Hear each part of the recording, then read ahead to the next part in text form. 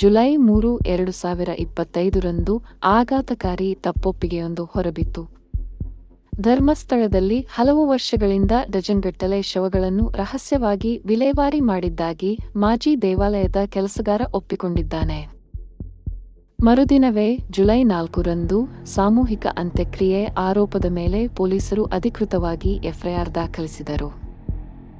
July 16ರಂದು Karnataka ಮಹಿಳಾ ಆಯೋಗವು ಮುಖ್ಯಮಂತ್ರಿಗೆ ಪತ್ರ ಬರೆದಿದೆ.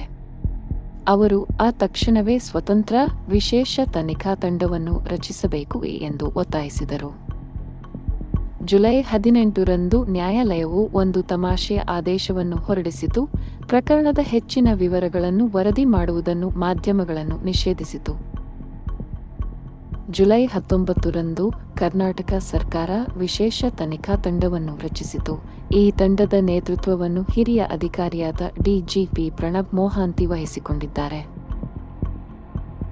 ಈ ಎಸ್ಐಟಿ ಎಲ್ಲಾ ಸಂಬಂಧಿತ ಪ್ರಕರಣಗಳ ತನಿಖೆ ನಡೆಸಬೇಕೆಂದು ಸೂಚಿಸಲಾಗಿದೆ. ಅವರು ತಮ್ಮ ಪ್ರಗತಿಯ ವರದಿಯನ್ನು ನೇರವಾಗಿ ಡಿಜಿ ಮತ್ತು ಐಜಿಪಿಗೆ ಸಲ್ಲಿಸಬೇಕು.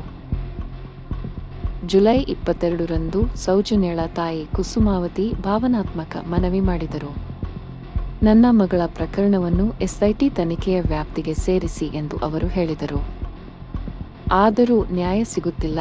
ಸತ್ಯದ ಹುಡುಕಾಟ ಮುಂದುವರೆದಿದೆ. ನ್ಯಾಯ ಇನ್ನೂ ವಿಳಂಬವಾಗಿದೆ.